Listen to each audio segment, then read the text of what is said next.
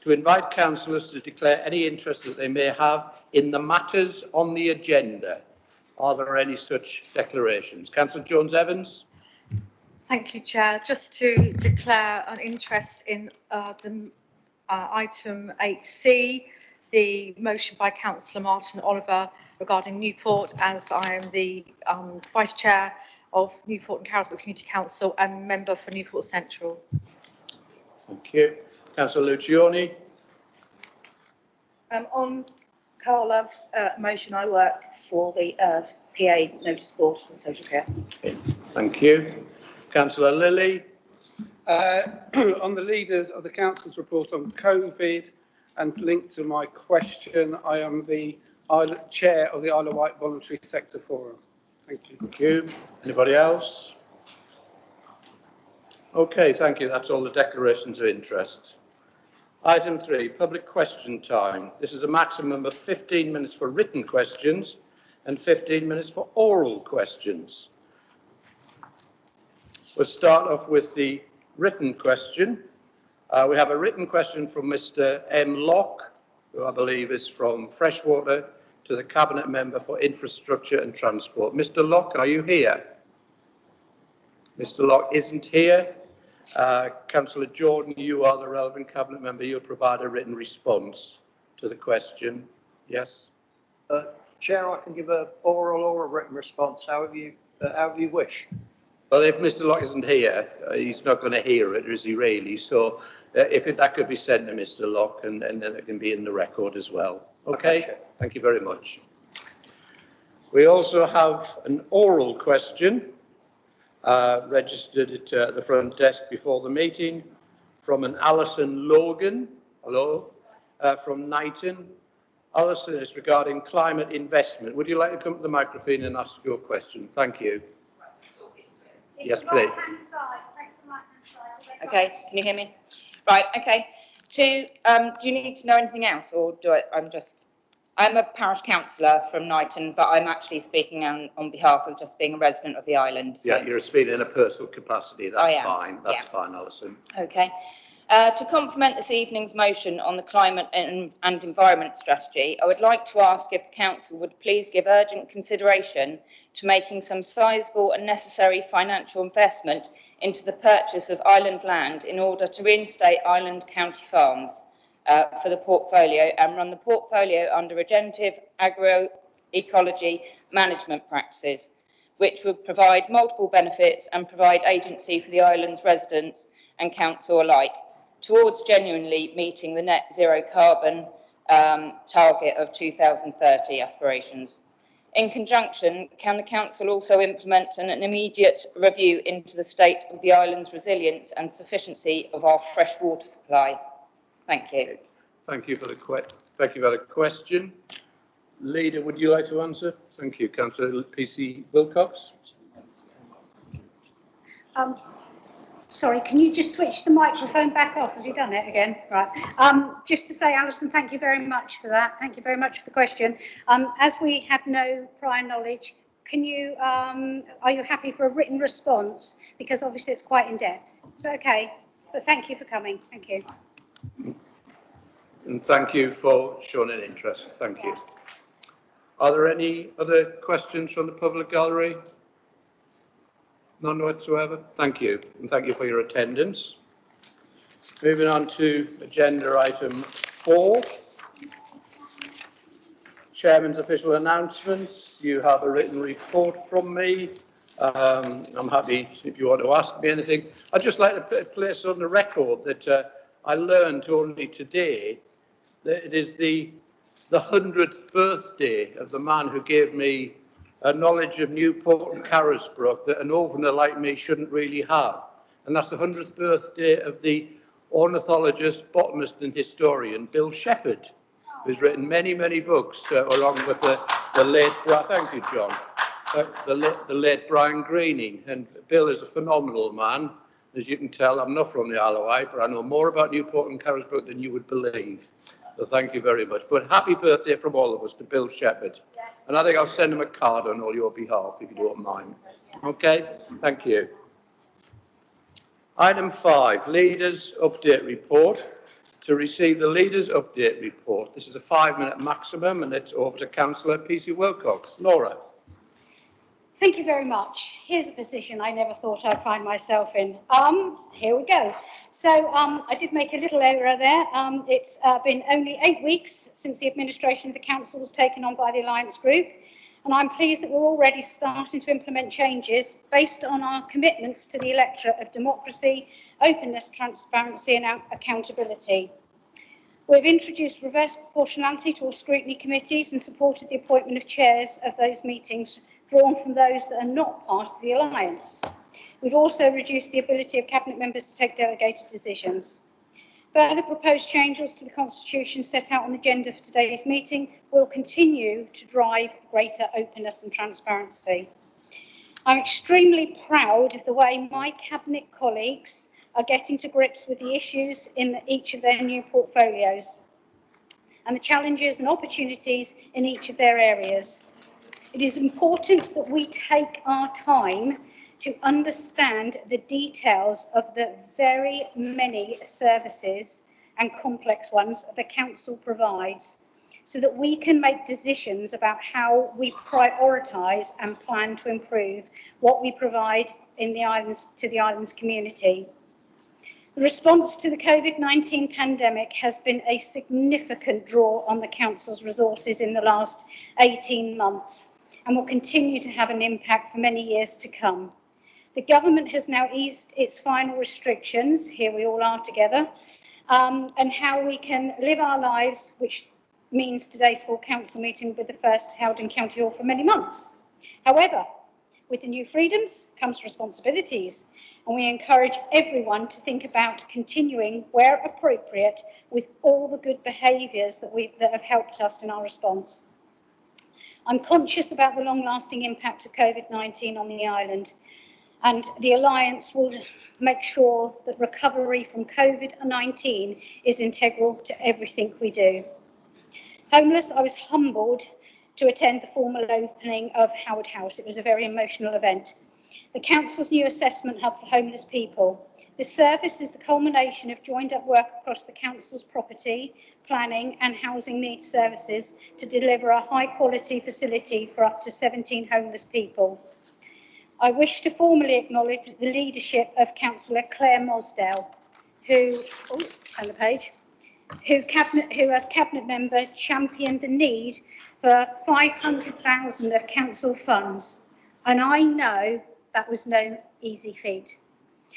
The project was supplemented by 300,000 of funding to government. I am reassured that the council has applied the learning of the tragic death of Howard in 2017 as the impetus and inspiration for this new service, and I must absolutely pay full respect to the people of Pan and Barton and Councillor Brodie, who actually went and knocked literally on everyone's doors and for their agreement for the house to go there. So thank you, Councillor Lumley. You made that, Councillor Brodie, you made that much easier. I'm just going to go over a few because I don't really want to talk for that long. I will mention the ride interchange, the public consultation for the ride interchange, greener, cleaner development proposal is a really important process to finalise the plans and designs for the scheme. I hope that as many people will get involved. The scheme is significant green travel investment in one of the island's key gateways and attracts 10 million of government funding. I was quite pleased to see, I've been very nosy about the Newport Harbour, a 12-week major project to dredge Newport Harbour was completed at the end of June. This saw nearly 20,000 metres square of material removed and has ensured an improved and constant depth of the navigable channel. I have to say, I haven't heard that anything weird's been found, but I'd love to know if anyone does know. Island plan, well, it's a particular aspiration of the Alliance Administration to accelerate the development and adoption of the local development plan. This will now be considered at July's Cabinet meeting, well it was, and with an extended period of public consultation. Thank you, Councillor Steve Hastings, for agreeing that in the scrutiny meeting. And it's very important we listen closely to the views of everyone about the proposals. I'm very grateful to Councillor Fuller and James Brewer, who has been very active in bringing these aspirations forward. On Julie's portfolio, Councillor Julie Jones-Evans, the Council has received formal confirmation of funding from the European Regional Development Fund. It's taken a long time to get this to come through. In its innovation project, the funding will be used to refurbish a building in Northwood for co-working and business incubation. And that's it, yeah. Thank you for that. It's for the report. Have we got any questions on the update report only? This is for a 15-minute period and there are no supplementaries. Councillor Quigley. Richard. Will the council commit to community wealth building, that is the spending of more of the council's budget on island, and commit to using an organisation such as CLES to give a presentation to council on what is possible and the best way forward? Ooh, yes, absolutely, Councillor Quigley. And if you could lead on that for us, I would be most grateful. Thank you very much. Councillor Jarman. Thank you, Chairman. Yes, I'm sure the leader is well aware of the most outstanding beauty of both Totland and Cornwall Bays in the West Wight. And I know that she's familiar with the enormous effort that both the parishes of Freshwater and Totland have put in safe swimming buoys in those areas. And I wonder whether she would mind writing a letter of commendation to both Freshwater and Totland Council, with specific mention and commendation to Councillor Daniel James for their outstanding effort. I'm sorry, I left my microphone on. Thank you so much, Councillor Jarman.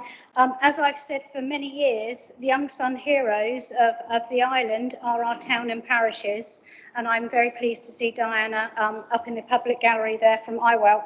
I have to say I would be delighted to write a letter of congratulations to those, and in particular to Daniel for that work, because seriously, without the local town and parishes, I don't know where we'd be. So thank you very much. Okay, Councillor Lucioni. Would the leader agree that we're absolutely listening to the people of Ryde, the consultation about the Ryde interchange? It's imperative that we listen to Ryde, and funny enough, I received an email from somebody last night who had really practical, good solutions to things, which I passed on to Councillor Jordan.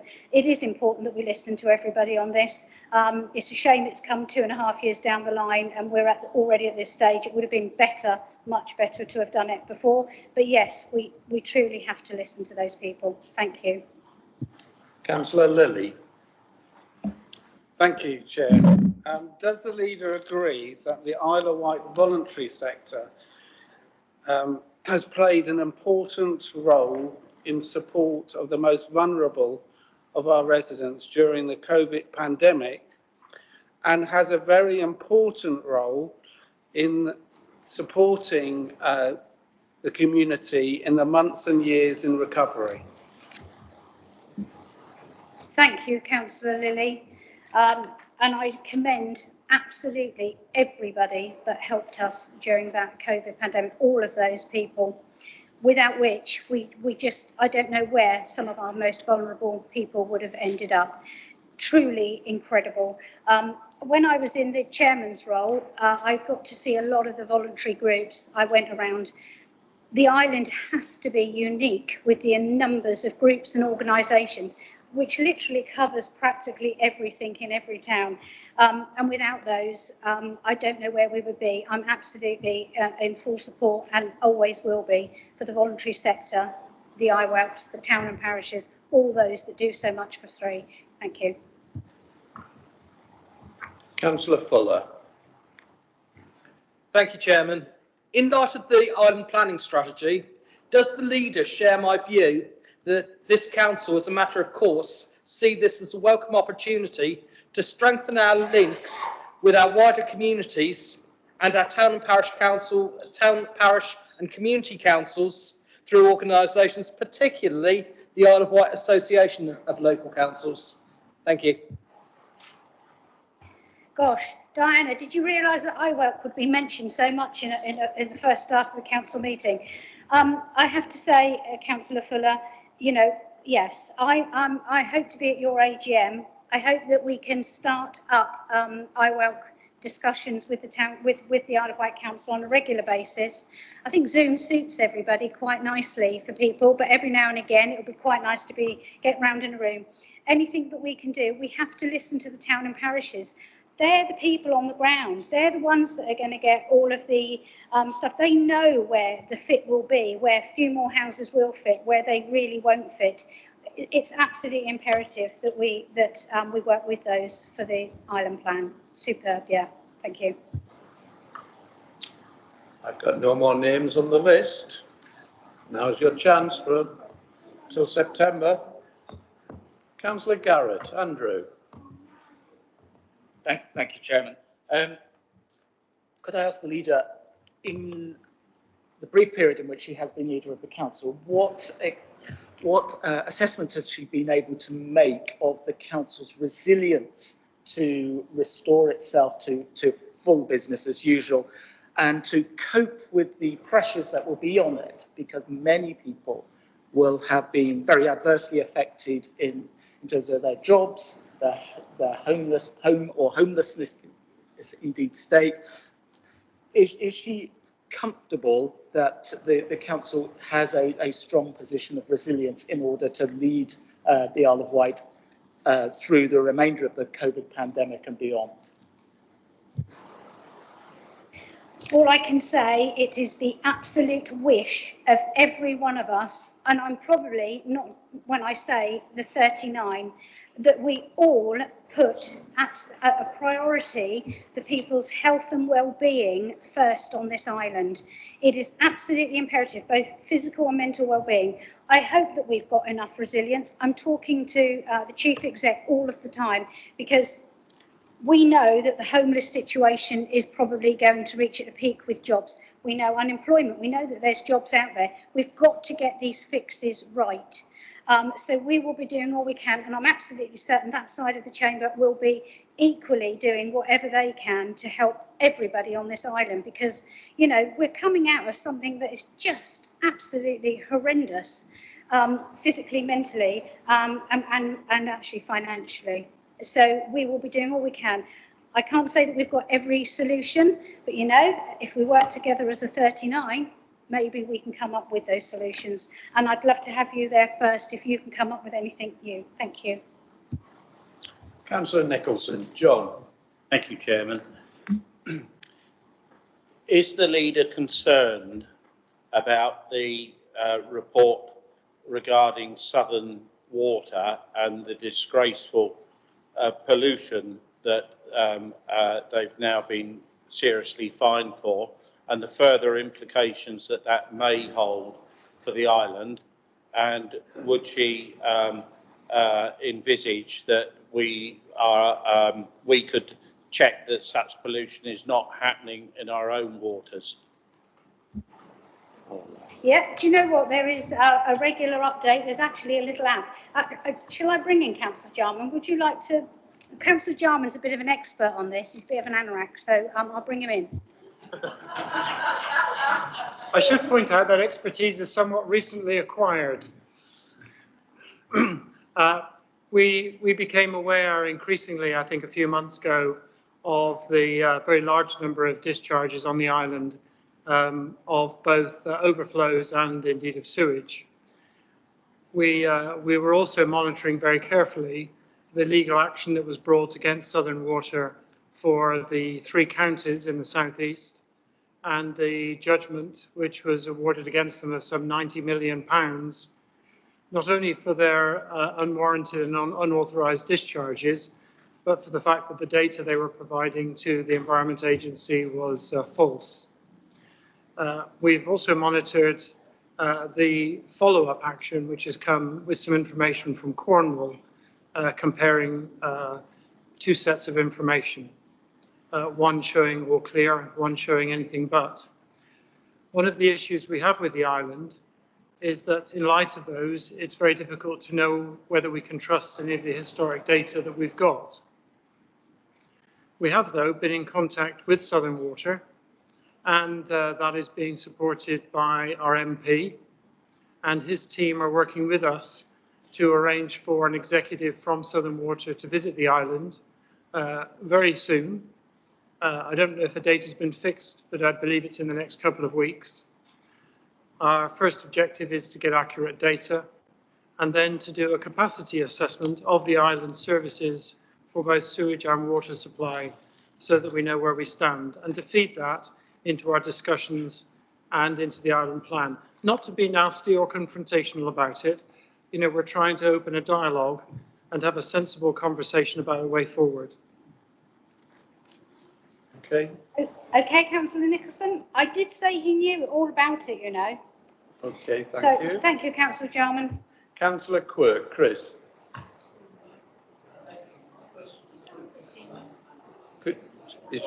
You need to speak up, Chris, or...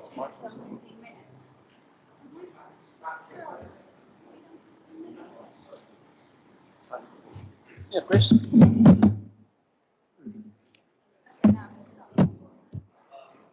it's got my questions.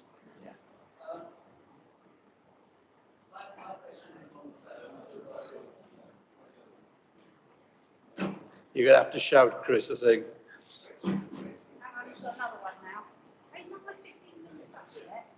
No, that's 3. Try that. You've got too many now. Right. Yeah, it's working now. Okay, thank you. My question was along the same lines, but rather more specific. During the course of the last administration, Southern Water spent £6 million trying to alleviate the discharge of pollution into the bay. And we put up with a long period of the roads between Shanklin and Sandown closed because of the boring of an enormous tunnel to take the overflow. And yet when the statistics have actually come out about releases into the bay recently, since that's been completed, there still seem to be very, very, very many releases of untreated or partially treated sewage into the bay. And I just wanted to ask, will the leader support having this properly investigated, because it really does seem absolutely atrocious that even with the money that's been spent to alleviate the problem, it hasn't, and the bay is suffering, and this is a major tourist opportunity. Councillor Quirk, if you would like to write a little paper giving me all that information, I absolutely will take it to the Southern Water meeting. Thank you. Thank you. Anybody else? No? Okay. You're through it, Leader. Let's move on. Agenda item 6, report of the Leader. 6A, proposals for reintroducing democracy into the Council's constitution, pages 27 to 30. I understand the Leader is moving this. Councillor Peter Wilcox. Sorry, I've got that amount of paper here. Yes, I would like to move this motion, and I'd like to speak on it. So, councillors, the new administration is working on 4 cornerstones, and that is democracy, transparency, openness and accountability. Sorry, I'm going to have to change my glasses, I've got the wrong ones on. Okay.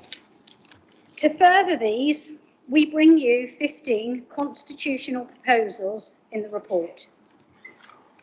It's not just us that sort of sat here and made this up. This is what the public were requesting of us during the election.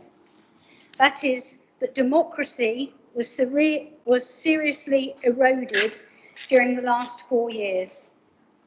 Opportunities for cross-council engagement and scrutiny were closed off by an administration that seemed, I don't know, sort of fearful of challenge. Since we formed our administration 8 weeks ago, we have already restored the return of reverse proportionality on all scrutiny committees. We've given support for opposition chairs of corporate scrutiny, thank you Councillor Hastings, and the 2 policy scrutiny committees for health and social care and children's services, thank you John and Richard. We have ended delegated decision making by single cabinet members. There are, of course, further changes we would like to introduce during our 4 years, but for this is what this is for this year. This is what we have limited our proposals to. While I appreciate there are more important issues to deal with, we know we are representing the views of others. I don't believe that many of these are controversial. For example, restoring the right of the Islands Own Association of elected local councils to fully participate in corporate scrutiny and introducing their ability to have say at planning committee, both further democracy. Giving a democratically elected councillor authority over scrutiny call-ins and planning call-ins instead of a member of staff is what islands expect of their council. Returning full council to start times of 6 p.m, and who knows, it might be a bit cooler by then, except for budget council. This fits better with many working councillors' commitments and many working people who wish to observe. Limiting them to 3 hours in duration is surely uncontroversial. Instead of paying lip service to our young people, we want to give the Youth Council their own slot. I don't know how many times I say this, but they are our future. Restoring councillors' rights to ask direct questions of cabinet members rather than being channeled through some power-driven leader. Believe me, neither need or want that sort of authority. Why should a former leader have the right to present a report to council? I don't know. Something our new chairman prevented at the annual council meeting. Perhaps more controversially is our belief that we should use language in describing the functions of our council that is easily understood by our residents, not local government speak. Therefore, we are proposing, and I quote from the paper, where such changes do not alter their contextual legal meaning. Members should be called what they are, councillors, and officers what they are, staff, wherever possible. And again, I read from the paper, in the interests of public understanding only. This indeed is not undermining our staff, far from it. I think the world of them. It is making clear the differences. And it was very welcome, a very welcome email that I received from our local Unison rep and the National Union that have given their support to these. Thank you, Mark. He's normally here, but thank you anyway. And to show our immense regard for our staff, we are proposing to restore their right of appeal on dismissal to the renamed Appointments and Employment Committee. Thank you, Laura. That's enough. Thank you, Laura. Thank you for it. Is there a seconder? Councillor Bacon? I'll second, Chair, if I reserve the right to speak, though. Thank you, John. Can you just confirm, my understanding, Laura, is that you're moving the recommendation on yes, page 32 to approve proposals as specified? You're proposing them all together? Yes, to approve, to approve proposals as specified, sorry. Okay, so that's the proposal. It's been seconded by Councillor Jonathan Bacon, who's reserved the right to speak. Are there any speakers? Councillor Hastings. Steve. Thank you, Chairman. I don't and can't disagree with most of the proposals. I think they're reasonable and I don't see too much of a problem with them. However, I do feel some sort of difficulty and problem with the councillor and officer staff proposal. As I have written to the leader, as I said yesterday, haven't received an answer yet, but I assume that's in the answer we've just been given. I would say, clearly anything which aids public understanding is a good thing, but this could be easily addressed by introducing a preamble to the Constitution, which explains what a member is and what an officer is. The wider public will not, as a matter of course, start reading deep into the Council's Constitution. And such a change alone would not suddenly make this document more user-friendly, which by its very nature is technical and includes a lot of local government terminology. Altering 2 key descriptions does not change this. Furthermore, I note that as your report acknowledges, there has been no consultation on these proposed changes, and I understand from what you just said that you'd heard from the Unison rep. Well, I spoke to the Unison rep myself the other day, and whilst he said he had no particular problem with it, he also told me that most members of staff, most officers, weren't aware yet of this, so therefore there's no consultation. And for an administration that prides itself on being open, transparent and consultative, I think to not have a consultation on this matter with members of staff, with employees of this council, I think is wrong. Well, of course, we didn't have a consultation on school term dates either, so maybe that's the route we're taking. But in short, I consider this to be a highly questionable proposal with no discernible merit.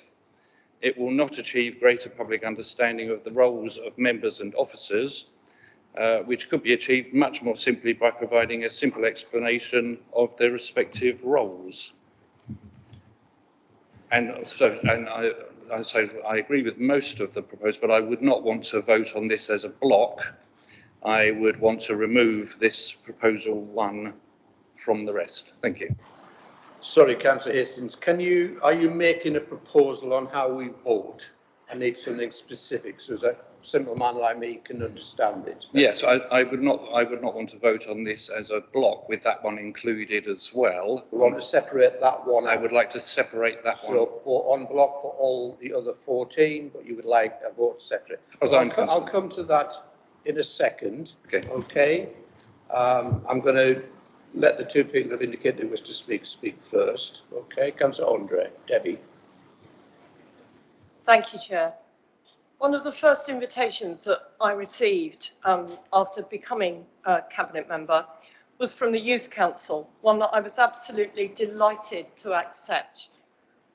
And the request for a specific Youth Council opportunity to speak at full council came out of that meeting, and I think it's only right and proper that we actually recognise the value of our youth on this island. So I'm delighted to see it included in these proposals. Thank you.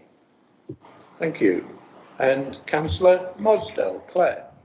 Thank you. I really didn't actually want to speak today. I put my head above the parapet, but I feel quite strongly about this. I agree with everything apart from the very first one, only because I haven't had any feedback from anybody saying that they'd really be consulted. Yes, I do agree the public really sees us as councillors and not members, but I don't really understand the bit about we need to have this public understanding that people aren't officers but they're staff. One of my first jobs was with this council as a housing benefit officer. Wasn't housing benefit staff. My job title was a housing benefit officer, and I was really proud to hold that role. You say about the public needs to understand this.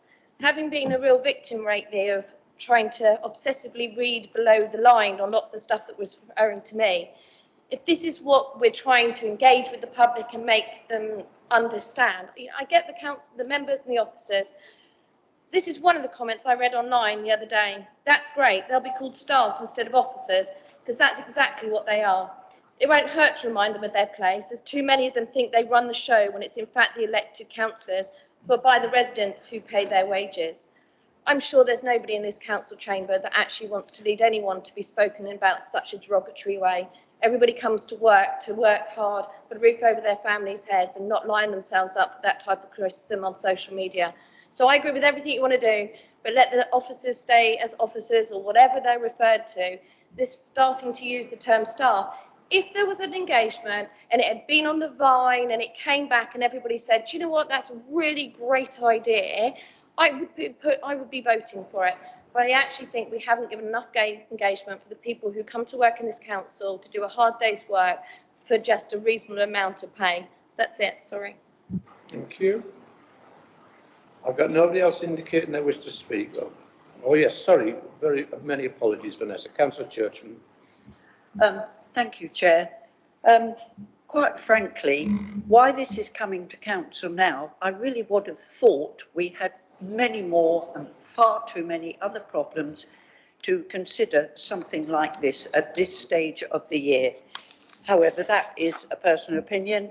As far as I'm concerned, have the staff been consulted? And as far as I know, having spoken to one or two, no. So for an open and transparent council, I don't think you're doing very well at all. In my book, councillors are here to set the strategy for how the council is run. It is up to the chief executive to hire, fire and name his staff. I think the council are taking on something that is not actually under their control. I do have one or two comments further down the list, Chairman. Are you going to take those individually or should I continue? All I have before me is a proposal that administration proposal 1 is dealt with separately, which I will put to the vote whether we do that. Right. I have a comment to make about times of meetings. It was at my suggestion a few years ago, and it was agreed with our then Councillor Stuart Hutchinson, we would move the meetings to 5 o'clock for two very good reasons. The council needed to save money. 5 o'clock, you can't tell me that most people 6 times a year can't make a meeting at 5 o'clock. It saves on officers' time. It also saves on heating and lighting. And also, if we do get a bad winter, it saves us going home in ice and snow. And that was the reason meetings were moved to 5 o'clock. Thank you, Chairman. Thank you. Councillor Garrett. Andrew. Thank you, Chair. So it's well known that I think the Cabinet scrutiny system is not fit for purpose in local government and certainly not fit for purpose for the Isle of Wight. So, of course, when I read this paper, I was underwhelmed by the proposals that were brought forward because I personally would have brought forward something that set us on the course to a committee system. And the reason I would have looked for that is because I think decision making is best informed by the diversity of views that take part in that. And having sat in a council which has been in a committee system and subsequently in councils with the Cabinet scrutiny system, I feel that it was far more inclusive to have a committee system. So I hope that the administration is looking in the longer term to bringing around that happy outcome. If not, perhaps then this council may see the same as Sheffield City Council saw, which is where the public itself instructed the council to abandon their cabinet model. On these specific proposals, they're a start. It's quite right that you shouldn't, in a sense, bring forward without an electoral mandate. Now, had there been lots of other Liberal Democrats supporting a committal system, then we would have had that electoral mandate to bring it in.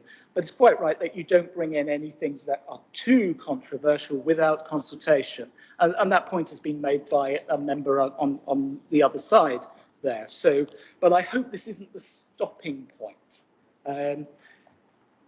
A small thing of changing the naming of officers to staff, of members to councillors, is just a start point on bringing plain English into pretty much everything this council does. And none of us here, whether we're new or old hacks in this, could say that in reading through our reports that they are the most accessible things to read. And I would be pressing for those sort of revisions to the way of working that enable people to properly understand what we're doing. But if they are more engaged, as you hope, through you, Chair, the Leader of Council hopes, then they may, of course, go to the Constitution. They may, of course, go reading their way through it and actually bring the opposite situation as Councillor Hastings foresees, which is that no one pays much attention to constitutions.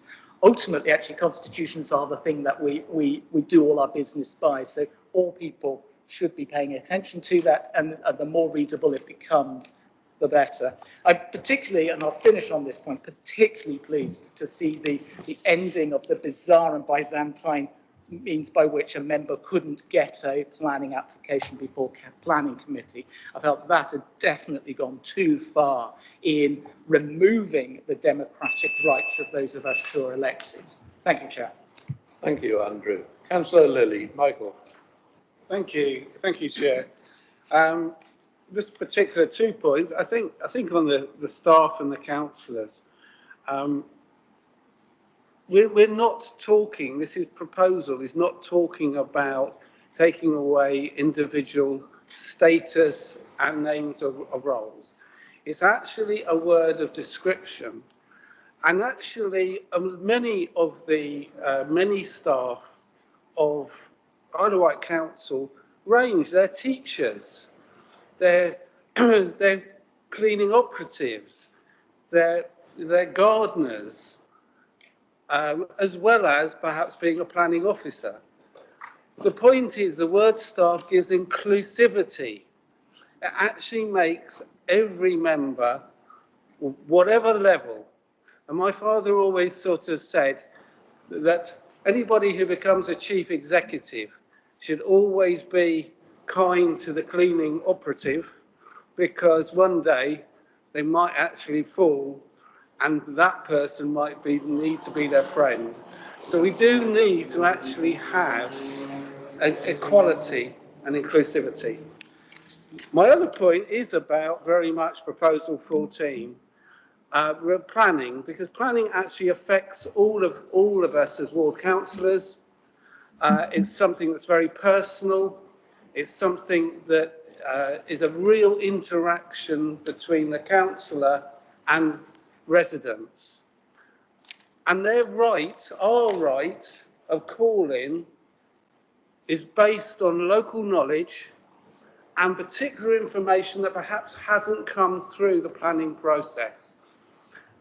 I think it's important that the chair of planning, who's also a councillor, has that discussion with the ward councillor and actually makes a decision, yes, on material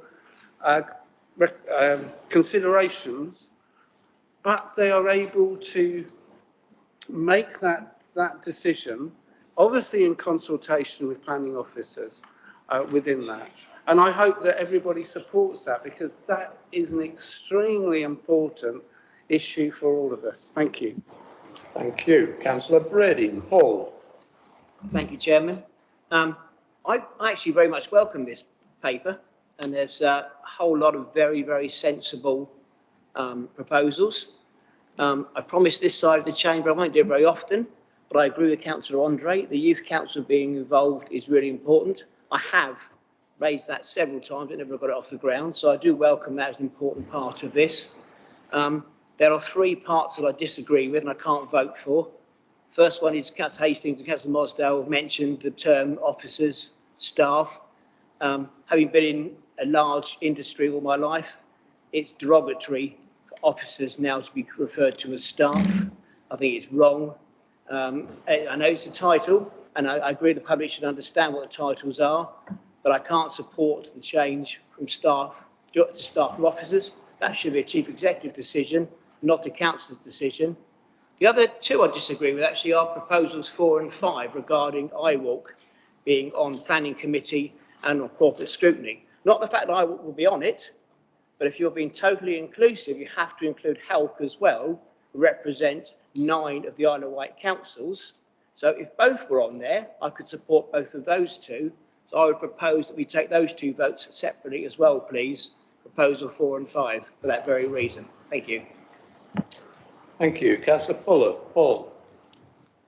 Thank you, Chairman. I was going to speak on the planning committee aspect. I think IWalk comprises of more than 25 of the Isle of Wight councils that we have, and I think to give them those rights are important. To be sort of like compared to an association that has sort of like 20% of their membership within the council, I think is wrong. So I think to have a one voting co-opted member from IWALC is right and proper. IWALC is the official organisation for local councils on the island, whether you like it or not. They are the registered organisation that Isle of Wight councils or local councils should be part of, and it's important that we as a local body actually recognises that. And I think it's important to give them a vote on scrutiny. I think it's important to have their attendance at planning meetings as well. I think our town and parish councils play a vital role in decision making on the on the island. They provide excellent services to our communities, and I think we should be inclusive of the biggest body on the island that looks after our town and parish councils. And boy, do they do a lot of work. I was at their last meeting a few months ago, and seeing some of the things that they've done in providing support for new members, it's something that we as a local authority cannot do anymore. We don't have the resources to do that. Our town and parish councils do, and I think that that needs to be properly recognised. And I hope as a local authority, we can move forward and support our local councils. And you know, if town and parish councils aren't members of IWALC, then perhaps it will give them a reason to join. Thank you. Thank you, Paul. Councillor Love. Karl. Thank you very much, Chair. I've just written down the light of enlightenment coming from the other side of the chamber in that, and I very much support the fact that Councillor Brading welcomes these changes, which is a party had the opportunity to introduce if they'd have liked previously to now, but didn't do so. In fact, actually shut down quite significantly democracy.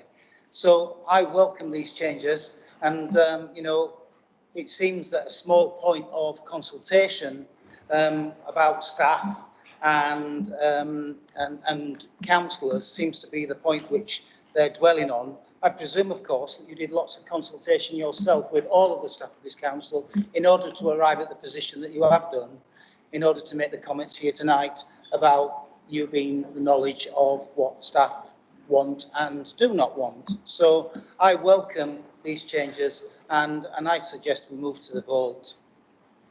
Thank you, Councillor Love. I've got two more people on my list, and I'm going to allow them both to speak.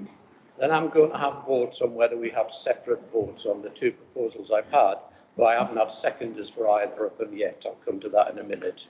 And then we will move to the votes that you've suggested, Karl. Okay. Councillor Stevens. Ian. Thank you, Chair. I was going to say I won't speak, but I will, because someone mentioned about the timing of meetings. I've been on this council for quite a while, and we used to hold meetings 10 in the morning, 3 in the afternoon. It was changed so we could have a gallery bursting with people that were travelling the island wide to get here. It hasn't worked. We held them during the day to be cash conscious, to save money, to be able to go and get the Section 151 officer from his office down the corridor, so as he could come in and give us some information if we required it, so that we could go to the Director of Social Care and get information likewise, without calling them in from home. But it was more dynamic, it moved very, very swiftly. And then hold on.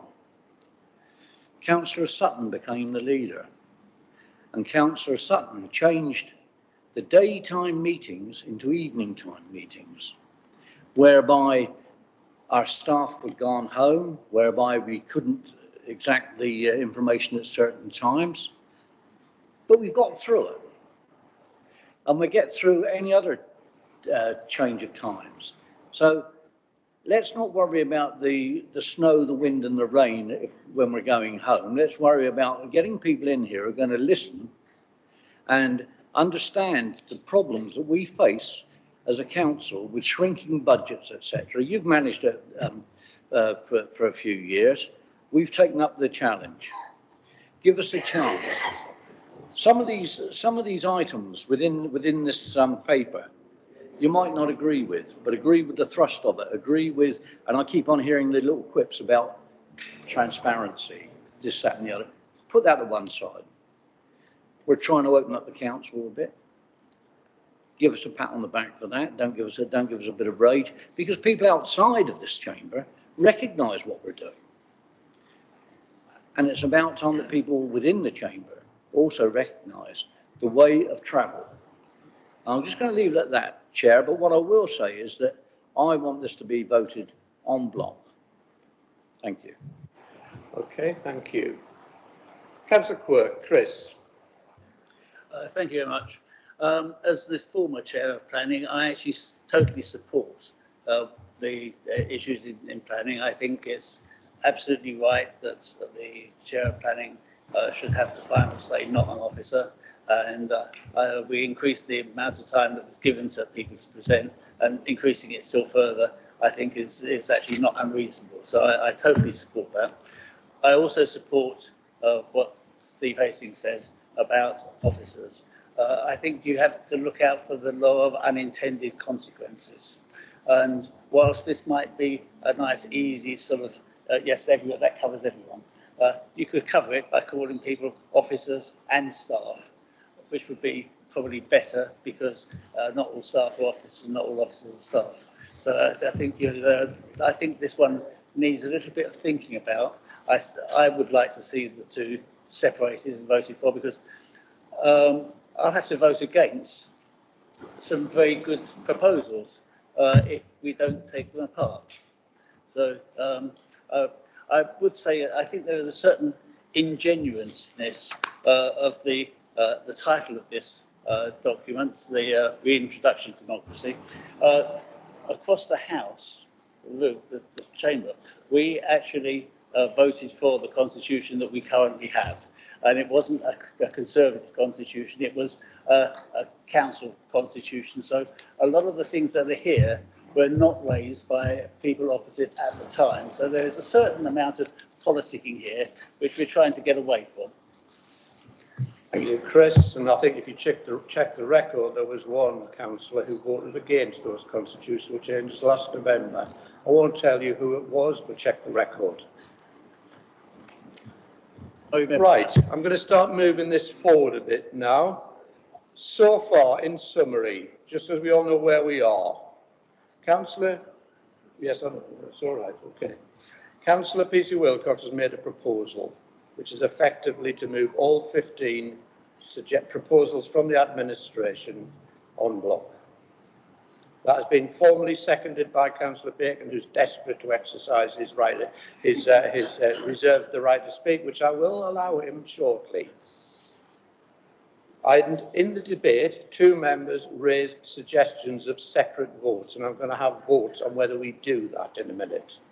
One of them was a proposal by Councillor Hastings that we have a separate vote on administration proposal 1, which is the issue of officers, staff, councillors, members, etc., etc.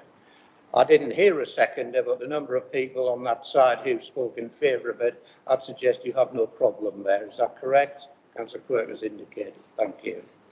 There was also a proposal by Councillor Brady that there be a separate vote on proposals 4 and 5 regarding IWALC. I would just point out that from when I checked this through, because people know I'm a bit of a constitutional anorak, that there's no proposal to remove Hulk's place on the Corporate Scrutiny Committee. It will remain exactly as it is now, but that's just for information. I think we need, if you wish to pursue that, Paul, you need a seconder. Yes, thank you, Councillor Churchman. So we do have seconders for both. So what I'm going to do now, I'm going to try and deal with these issues to see if we have separate votes first. After that, once we know where we're going, I will allow Councillor Bacon to come back as having reserved the right to speak as the seconder, and then Councillor Peter Wilcox will have the opportunity to sum up as the mover of the original motion. I'm not treating either of these as amendments; they're just technical things as to how procedural things as to how we vote. So, are you clear? Have I explained it reasonably well? Well, that's good. It's progress for me. Right.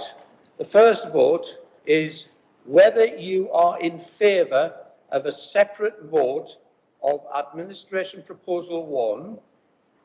All those in favour, please show.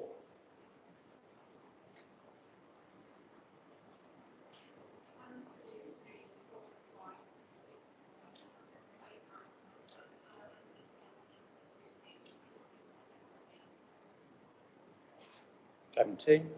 17. All those against?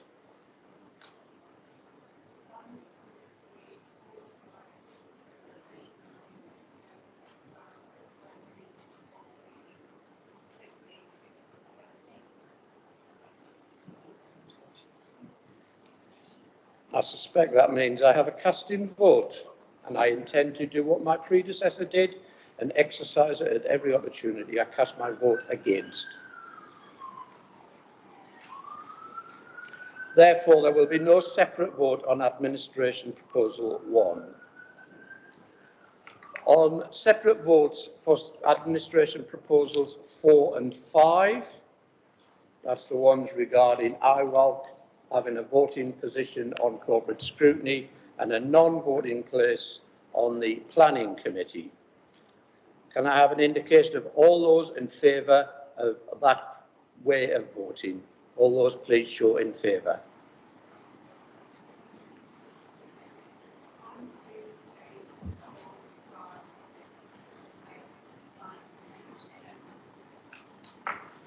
And all those against?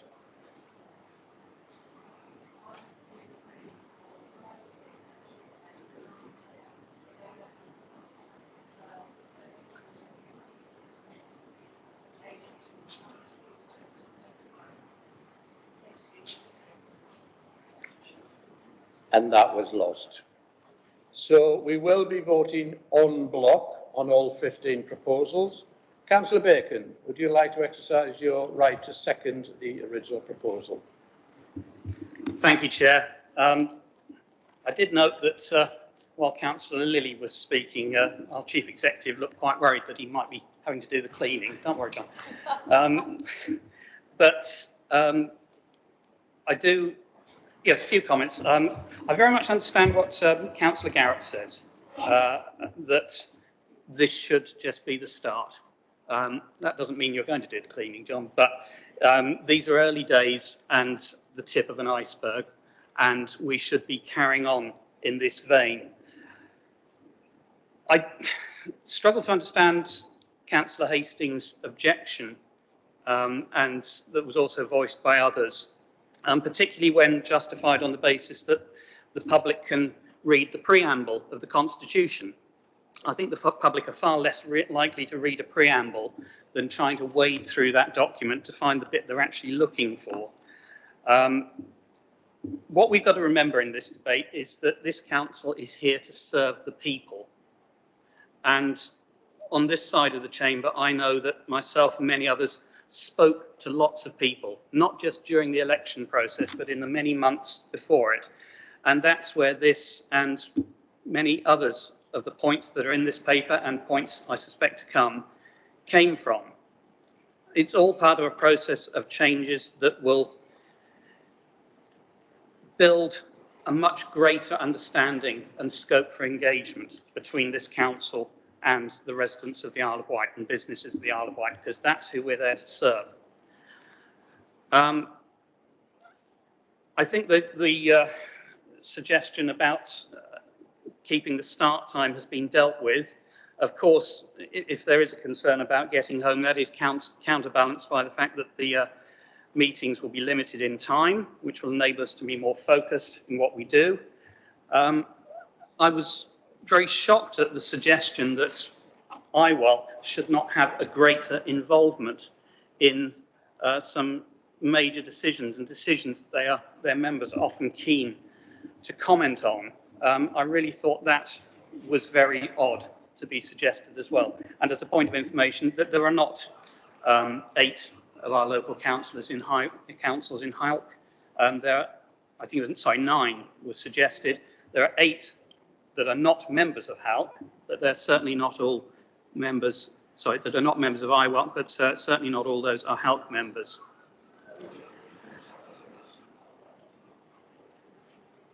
So members over there seem to want to discuss things amongst themselves rather than listen. I would be more impressed if they would listen to these sort of debates. They've had 4 years to try and do something about this. I like the comments that these are good things and they're being brought forward now. It's a shame they weren't brought forward before.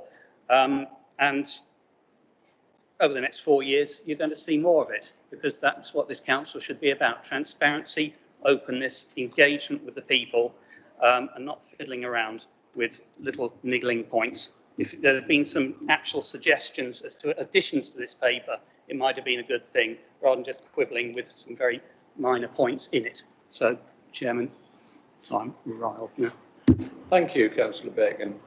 And finally, to respond to the debate, if she wishes, Councillor Peter Wilcox. Laura. Well, I wasn't really going to come back. Jonathan said most of it, but the proposal as a result of, as what has been said to us by our community, and it underpins our ambition for what we want to do for openness and transparency, that's all.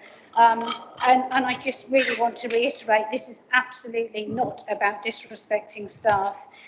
It's about, listening to what the public have said, because, when I said a member, I can't even tell you what they had no idea what a member was, but they did know a councillor.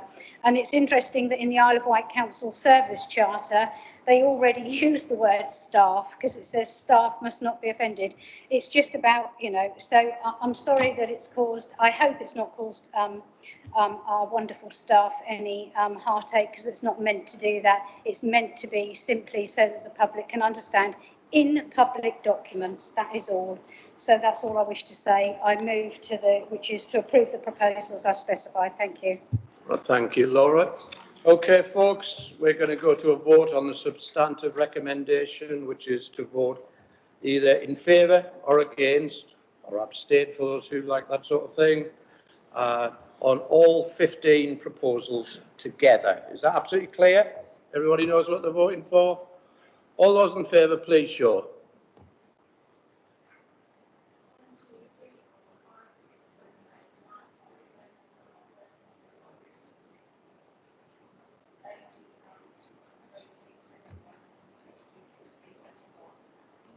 And all those against.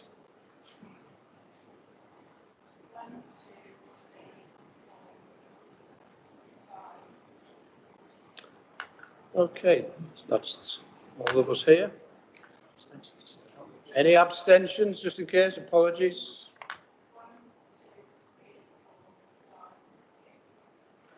Okay. Good. Was that a name vote, Chair? I'm sorry. Nobody requested a name vote. Yeah. I require 4 people to indicate. I allowed one at the annual council and I was entirely wrong. But given it was on the lead with the council, I thought it was important to have it on the record, Councillor Robertson, so I'll let you off there. But I was wrong. Okay. But therefore, anyway, I declare that the paper has been approved pretty clearly. You don't need the figures, do you? You can have them if you want. Sarah, have you got the figures? Oh, Marie? Thank you. Thank you. Right. All those in favour, 24, 5 against and 6 abstentions. Thanks very much, Marie.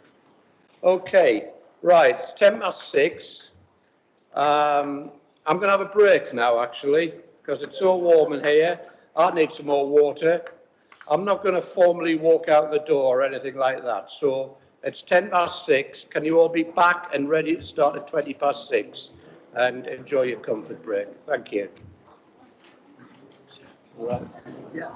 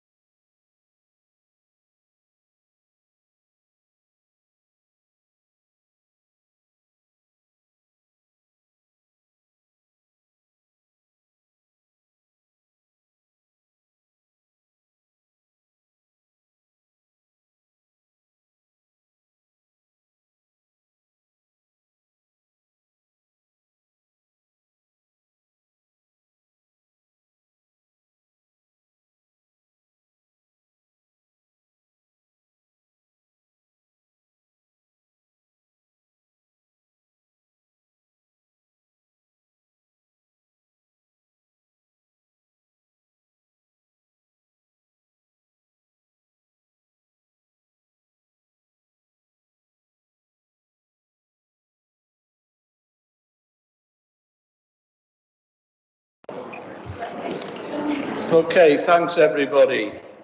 We'll move on with the agenda. Item 6B, report of the leader, report on use of special urgency provisions, page 31 to 34 of your agenda. Leader of the Council, Councillor Peter Wilcox, Laura. It's just a note, but I propose it. Thank you. Okay. Seconder, please. Councillor Andre, thank you. I think this is just a formal process, but whereby urgent decisions that have been through the chair of scrutiny, Councillor Hastings, who gave no objection to them being dealt with. In the past, they've never been reported to full council. Mr. Potter has advised that we need to do this, and I discussed it with Councillor Garrett, who was a predecessor of Councillor Hastings, and he agreed it was a good practice. So therefore, does anybody wish to comment on it? No? Okay. Can we all indicate if we're in favour of the report? I think that's all in favour. Anybody against? I don't think so, Sarah. Yeah, it's unanimous. Thank you. Right. Report of the monitoring officer. Nominations, appointments to committees and other nominations, appointments, pages 35 to 50. I'll formally move this from the chair. Those of you who were at the annual meeting will remember the very long adjournment. It's about 40 minutes or whatever whilst appointments to the various committees were made and some substitutions were made. And this paper on Appendix 1 primarily deals with appointments of substitutes to the committees, because substitutes can no longer just be introduced on the day, as they had done certainly in my 16 years on the council and in the 10 years prior to that, watching from the public gallery. That is apparently now against the law, or has always been against the law. So we have to have approved substitutes. So if you look at Appendix 1, which I think you've all got in front of you, you'll see under each committee there's a right-hand column with names in bold. They are the new substitutes. If you're not in bold, they were done at the annual meeting.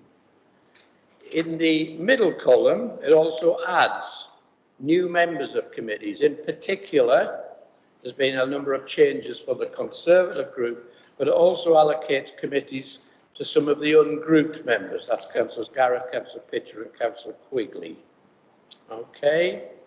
There are changes to the membership. There are a lot of additions to the substitutes.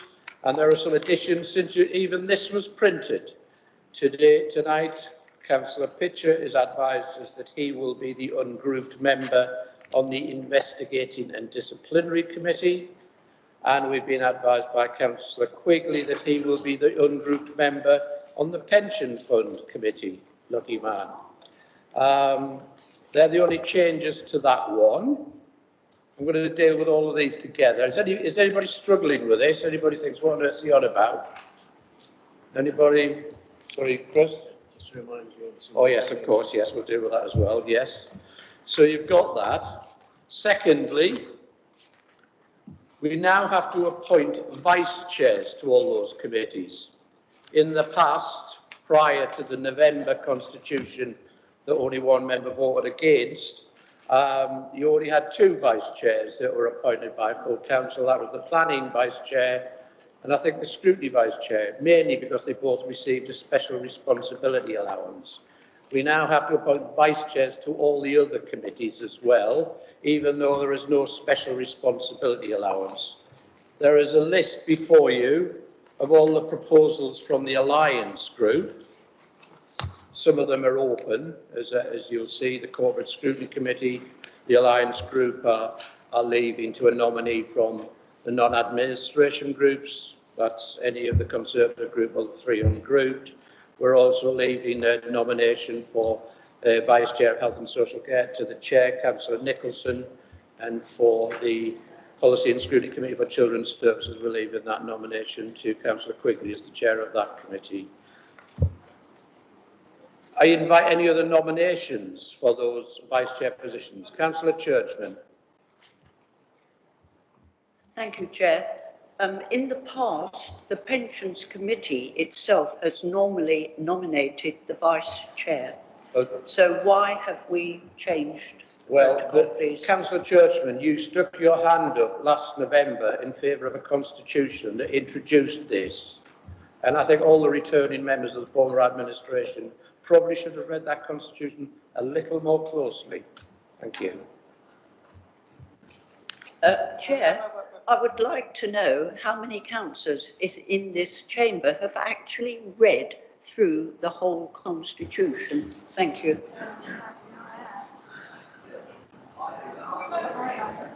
So I think that looks like pretty much a majority, Councillor Churchman. And you stuck your hand up, but you hadn't remembered that. You need to read it again. Thank you. Councillor Hastings, Steve. Thank you, Chairman. Yeah, I'd like to nominate Councillor Quirk as Vice Chair of Corporate Scrutiny, please. Councillor Quirk. Have you any other nominations, Councillor Hastings? Sorry, Chairman, I missed what you said there. All right. Have you any other nominations as Vice Chairs? No, I haven't. You don't have to. Just no. Councillor Brady, Paul? Yes, please, Chairman. I would like to nominate Vanessa Churchman as Vice Chair of the Pension Fund Committee, please. It's an important committee. Continuity is important, and she's been a key part of that for the last 4 years. So I think I'd like to nominate her as Vice Chair, please. Okay, thank you. Councillor Quigley, have you got anybody you'd like to nominate as your Vice Chair on the Policy and Scrutiny Committee for Children's Services? No. Okay. Councillor Nicholson, do you like to nominate anybody? Councillor Lilly, please. Councillor Lilly. Any other nominations for Vice Chairs? Okay, we're going to have 2 votes here. There's only one contest here at the moment, and that's for the Pension Fund Committee Vice Chair, which will be between Councillor Claire Critchison and Councillor Vanessa Churchman. All the others are unopposed. Can we confirm that we appoint all the Vice Chairs that are unopposed? All those in favour, please show. Any against? Thank you, that's unanimous. We now have a vote between Councillors Claire Critchison and Councillor Vanessa Churchman for Vice Chair. I assume that Councillor Churchman does want to stand, and I know Councillor Critchison did since she put her name forward. Chairman, can I make a point of order? For the Policy and Scrutiny Committee for Children's Services, we don't have a nomination for Vice Chair? We don't have a nomination, no, that's correct. And we'll fill it at some point or other, but it will have to come to full council because of the constitution that you, Stephen, voted for last November. And I will keep pointing this out because that constitution needs reform, in my view. But there we go. Right, we've got 2 candidates for the Vice Chair of the Pension Fund Committee. I'm going to do them alphabetically. Churchman becomes before Critchison. So all those you vote for either or, okay? All those in favour of Councillor Vanessa Churchman, please show.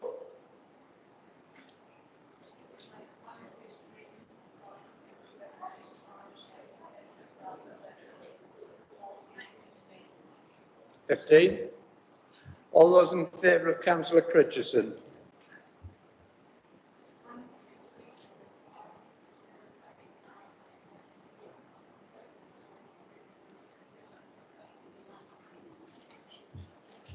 Thanks. Any abstentions? 1 abstention. So by 19 votes to 15 with 1 abstention, Councillor Critchison is the Vice Chair of the Pension Fund Committee. Congratulations to her. Commiserations to Councillor Churchman. That's dealt with those. There is also Appendix 2, which is full council nominations and appointments. Again, a lot of these were done at the annual meeting, but there are some additions tonight. First, you've got the ones in bold on the sheet in front of you in the right-hand column under councillors. Under the Armed Forces Champion, The nomination is Councillor Ian Daw. The nomination for Mental Health Champion is Councillor Michael Lilly.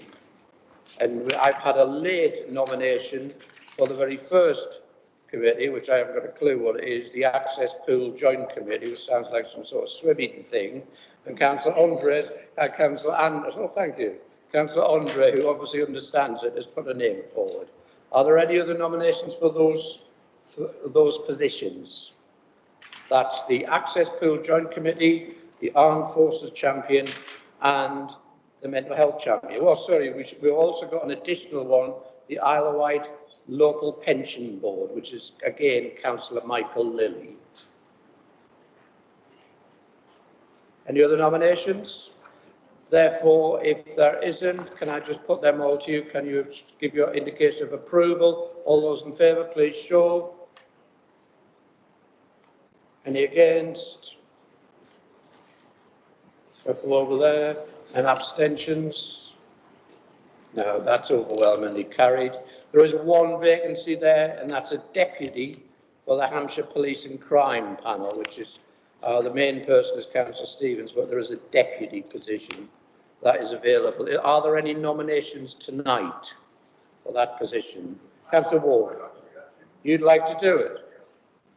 Would anybody else like to put their name forward? No? Okay then. All those in favour of Councillor Ian Ward being the deputy? Anybody against? Nobody? Anybody abstaining? With acclaim, Ian Ward. Congratulations, Ian. Over the page, there's also some person also being added to the Standing Advisory Council for Religious Education, Mr. Harry Kirby, and I think you probably voted for that before. I just didn't draw the name to your attention. Yeah. Councillor Andre? Thank you, Chair. If you'll just indulge me, Harry Kirby was actually a very valued secretary to the SACRE for many, many years. He recently retired as secretary, but we're absolutely delighted to actually have him as a member of the SACRE committee under Committee A. Thank you. That's excellent news. Thank you very much, Debbie. Okay, I think we've dealt with all of those. We've got I think everything's filled now, and everybody's got substitutes. So we won't have the frantic running around trying to find out who's eligible and who isn't. But I'm afraid the next planning committee suffers a little bit because of that. And I'm chairing that, so I'm very disappointed in it. But there we go. The last constitution. Finally, I've got a big boring, aren't I, mentioning it, but I'm trying to get through to you. We need to revise it. Okay. Motions, item 8. Motion submitted under part... Sorry, Chair, would you just beg my indulgence? I just wanted to pay tribute and thanks to Councillor Ian Ward as the Armed Forces champion. He's done an absolutely superb job for some years. He's been the driving force behind it. And he really does need to have our thanks and praise for everything that he's done. So thank you.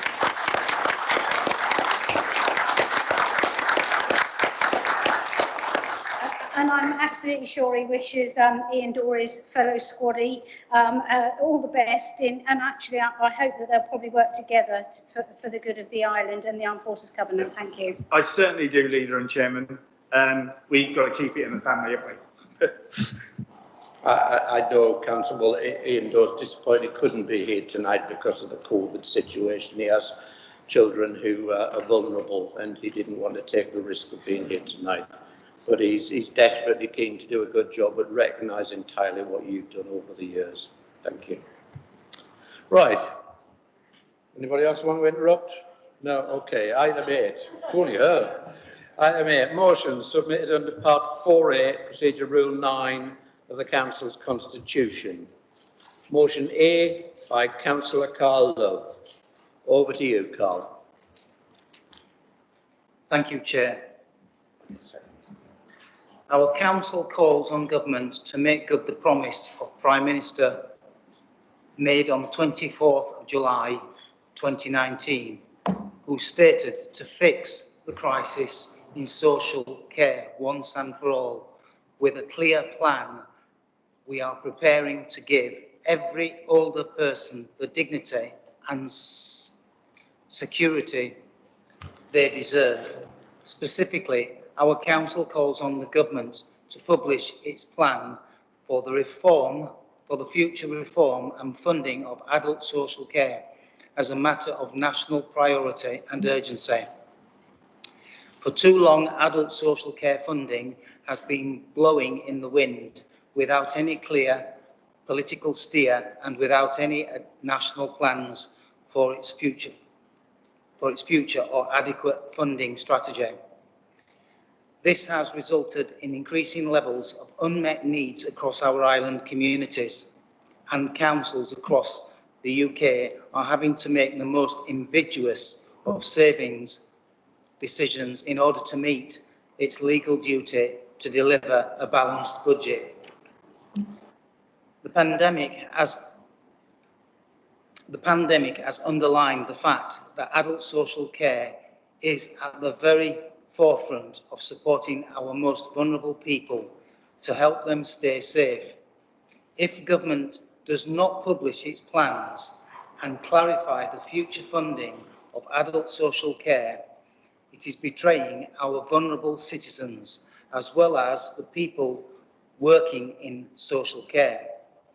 We have asked so very much over the past 15 months from our carers, other key workers and volunteers. We must receive proper guidance and funding as was described by our Prime Minister. Without reform and additional funding, we all have to face additional cuts and services which are already stretched to their limits. And if I may add just a line at the end, which is the important bit, and I apologise for that. I ask our council leader to write to Prime Minister Johnson,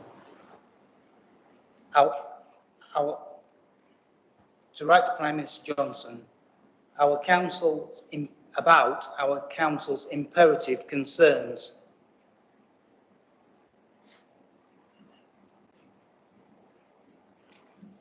Take your time, Councillor Love. Sorry. Take your time.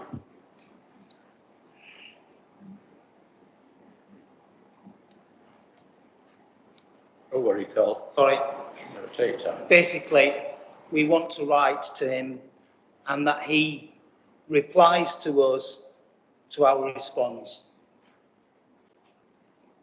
Thank you very much, Karl, for proposing the motion. The seconder, Councillor Jones-Evans.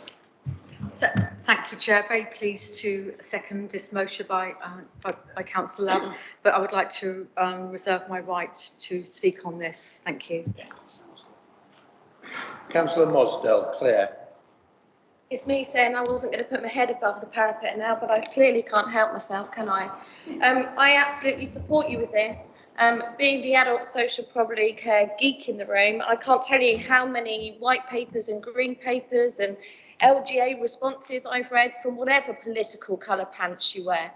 The nearest I got to wavering in a general election was actually the only sensible solution I'd seen in a long time was the one put forward by the Lib Dems to giving a sensible answer to what we could do to fund adult social care. We have at the moment got a proposition of increasing national insurance. I think we all agree, there is nobody in this chamber that can't agree with what Councillor Love is saying and writing to the Prime Minister to maybe give him a kick up the butt to actually do something about it. But if it wasn't just any Prime Minister, there needs to be a sensible long-term answer to funding adult social care. I cannot tell you how many conversations I had in the last 4 years with people who didn't realise that adult social care isn't funded by the NHS. You know, there is just this illusion. There is this huge disparity on whether you have dementia or whether you have cancer. And it's those things that the general public don't actually have a full understanding of. Yes, we should probably bit younger than my age actually start funding, you know, for what we're going to do when we grow older, but actually we don't like to think about it sometimes, do we? So I absolutely support that we should write to the Prime Minister. I hope we do get an answer, but I still feel that with whatever political party we are, you know, we are in, we will be looking for a long time to get the answer to the true funding of adult social care. It is sad, but I would absolutely support writing through. Thank you. Anybody else wish to speak? Councillor Quirk, Chris. I too support this, but you know, it's on the government's agenda. It's on the government's agenda as something for all parties to actually try and reach some sort of agreement on. I'm not going to put an amendment to it, but I think it would be good to actually write to the other party leaders as well, encouraging them to do exactly the same thing, to support looking for a long-term solution. Okay, thank you. Councillor Pitcher, Darrell. Yes, thank you, Chairman. This is without doubt a national crisis that we're facing, but of course locally, with our demographics and with our ageing population that we know that the island has, and with this council's budget being so stressed as we know that it is, this has particular resonance for us and for our residents and for our local people. So I think this, writing to the Prime Minister, stressing the need for action is absolutely the right thing to do. And by all means, write to all political leaders with exactly the same point, because this is a national crisis, not an individual political crisis. But clearly the Prime Minister has to lead on this. And I think he is aware of that. Thank you. Councillor Lilly, Michael. Thank you, Chair. Absolutely support this, and I think that we can support this across this chamber. It is a national crisis, but it's also, there's an island perspective of this. We have a huge number of, on the demographics of people over the age of 60. And in fact, that is increasing with that, because people are actually retiring here. And we have, to me, it's a total, it's disgusting that after the pandemic, where people have come through things, are still waiting for their cancer operation because, you know, because of the NHS has been overrun because of COVID, that we're actually having to think in the autumn about cuts, right, in budget. And to actually look at that, it is totally morally and ethically wrong. And we need to you know, be a flag for the rest of the country to say, this has got to stop. We have got to properly fund adult social care and our vulnerable. Our vulnerable had to cope. Many have died, particularly in care homes. We owe it to our future generations to actually make sure that the future grandparents can actually survive in some reasonable, decent life and not have to go through the fear of actual services being cut. Fully support this. Thank you. Thank you, Michael. Councillor Garrett, Andrew. Yes, thank you, Chair. I absolutely support the motion being put forward by Councillor Love. Councils that put forward strong positions do get noticed. And if there is a cascade of councils who are putting forward a position like this, then it is to be hoped that the Westminster government will pay attention. Councillor Mosdale very kindly referred to the Lib Dem proposals. May I reciprocate that I acknowledge in the Conservative Party manifesto of 2019 there were commitments there to cross-party working and developing something that would be sustainable and stable in the long term. Obviously, there are two aspects to this question. The first is the short-term but stable funding of social care while we move towards that long-term and stable commitment to an agreed system that can survive over generations. Recently, I've been reading about the foundation of the National Health Service, which is absolutely the jewel of the United Kingdom's contribution to the world, really, as a model of what should be done, that health is a right. Social care should be seen in just the same way as absolutely a right that we all as a public good sign up to.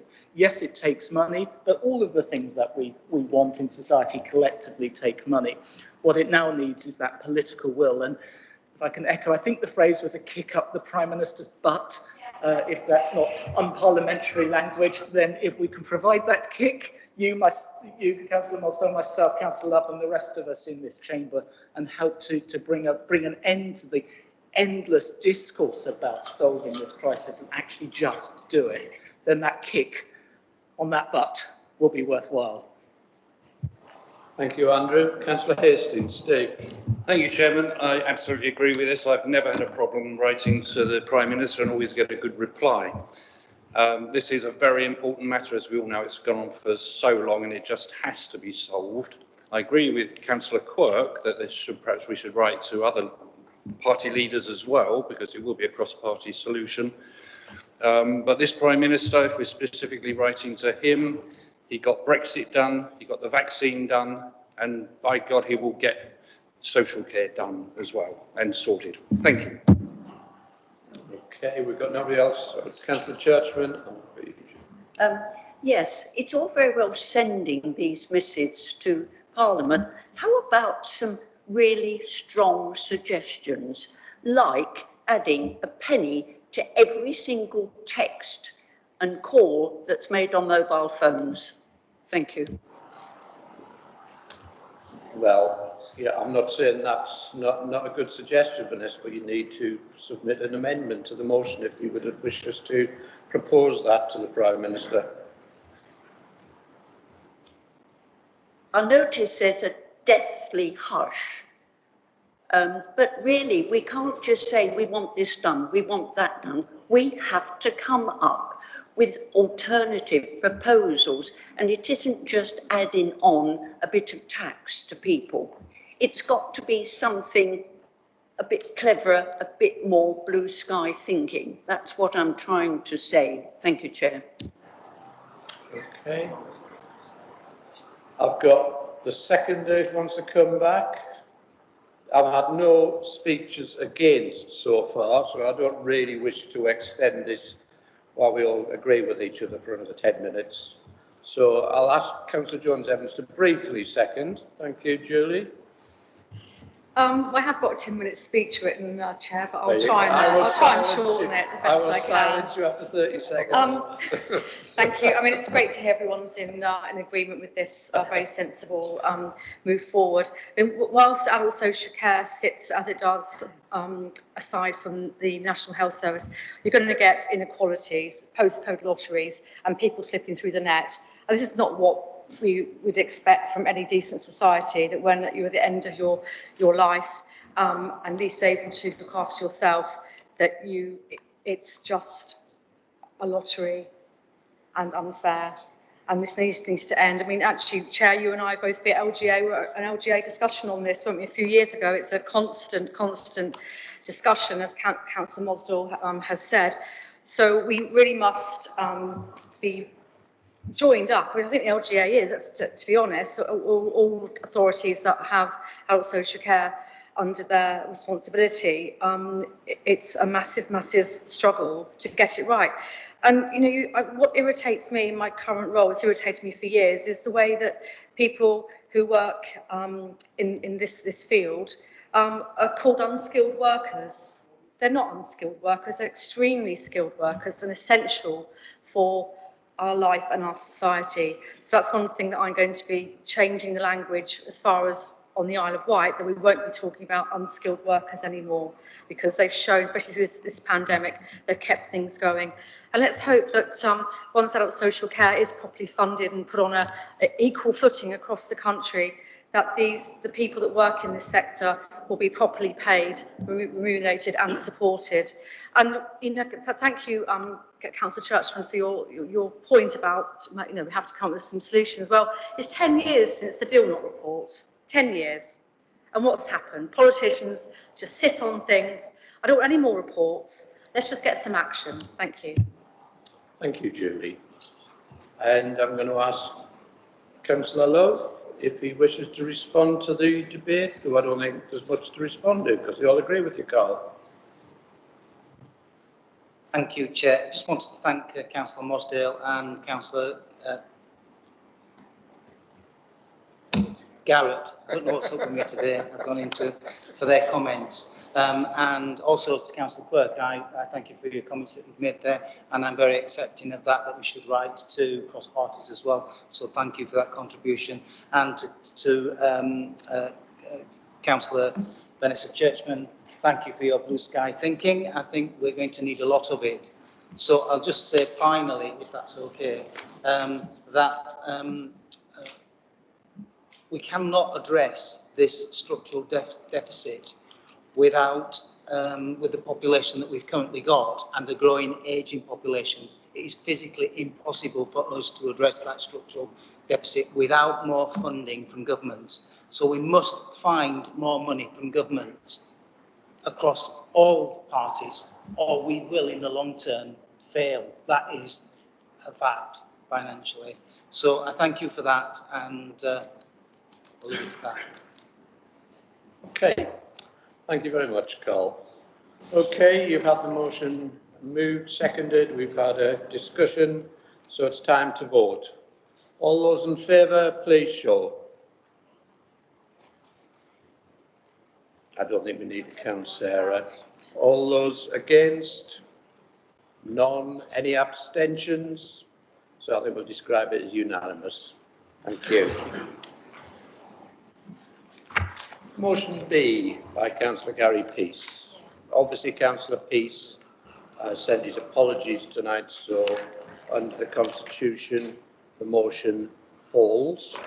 Could I just say that even if Councillor Peace had been in here and had successfully had a seconder, after he had moved it, I would have immediately referred it to the Cabinet, because how the budget is spent is under Cabinet jurisdiction and not full council, as former Cabinet members in Councillor Peace, the former Cabinet member, will have known. So we would not have had a debate about that. That's in accordance with the Constitution, not because I want to stifle debate, because I would debate everything if I had my way. Thank you. Motion C by Councillor Martin Oliver. Martin, would you like to propose your motion, please? Thank you, Chair. This is after the last motion. This is a slightly lighter motion, which I think is a good move publicly for the Isle of Wight and in general. I know it's not what it's not intended to do is to pit one town against another town. It's designed to actually give the Isle of Wight some recognition within the Queen's Platinum Jubilee. It's a competition which is being held. There is no limit on the number of cities she's prepared to announce, and I think we should be putting in a good case. The budget for this is a very low cost budget, as far as I can see. The idea is not to have people, pledging all sorts of things as far as getting the deal done. It will be looked at by a group of the Queen's representatives to see whether we've actually got a good case. I actually put this to Newport Parish Council last week, and unanimously, I think if I remember rightly, Shirley Smart was actually up waving her arms up in the air, saying what a good idea it is going forward. Historically we have a good link, royalty-wise, on the island in general and Newport in particular. And I don't need to, unless you want me to read the proposal, the motion as it is, Chair, I move the motion. Thank you, Councillor Oliver. Is there a seconder for this one? Councillor Quirk. Thank you, Chris. Okay, and again, this is going to be caught by the Constitution, a long-standing provision within Part 4A, Rule 10, that if there's a proposal proposed to full council that would materially increase expenditure of the council outside the budget, then it needs to first be referred to Cabinet. So the motion will stand adjourned until September's full council. And the Cabinet, Councillor P.C. Wilcox, will be required to look at that motion and come up with a view in time for the September full council. Okay, thanks for bringing it anyway, Martin. You know my view on it. Thank you. And item D is a motion proposed by Councillor Suzie Ellis. And I think, Suzie, you can probably confirm that the motion has been withdrawn in the light of the climate emergency, etc., now being in the forward plan. Is that correct, Suzie? Yes, thank you, Chair. It has been, and thank you to Councillor Bacon for coming back to me with the information. Thank you. Thank you very much for that, Suzie. Right, final item on our agenda is member question time of the leader, which is for 30 minutes. Earlier on, we agreed in the constitutional change that this part of the agenda in future, you'll be able to ask questions of the cabinet members as well. It will not all be funneled through some all-powerful leader of the council. So in the future, you will be able to table written questions to cabinet members as well as the leader. However, I'm not sure if that really applies tonight, but I'm going to be reasonably flexible. But nobody's submitted a written question. People have missed their opportunity. You're so limited in what you can ask under this constitution, but there are no written questions submitted. So you can ask questions tonight of the leader. She may refer them to a cabinet member, but you can't expect a response tonight. Are there any questions? Councillor Churchman, Vanessa. Thank you, Chair. I would like to know what's happening about the Cowes Ferry, because the chain ferry, obviously, because I see there was a statement issued today that it is going to be out of service again. So can we have an update on progress and what the Alliance are trying to do to fix it, please? Thank you, Councillor Churchman. Councillor Peter Wilcox, are you able to answer that? As the other side are very well versed, they do realise that we are in a legal situation, and it will be coming to the Cabinet in the autumn for us to make a decision. Thank you. Thank you. Any more questions? Silence there was. And I'm getting even better at this, aren't I? Less than 2 hours. Can I thank you for your... Do you think I need 3? Well done, Chairman. Thank you, John. Well, can I thank you all for your attendance tonight? It's been a hot room. Can I thank the staff for pulling out the stops to make us as comfortable as possible in here tonight? I really appreciate that. I've been delighted to return to the council chamber after the last 18 months or whatever it is, and hopefully nobody's going to suffer any negative effects of us being in here. Safe journey home, and I formally close the meeting. I'm going to walk out with Steve, and I'll come back in a minute and get my stuff. Thank you.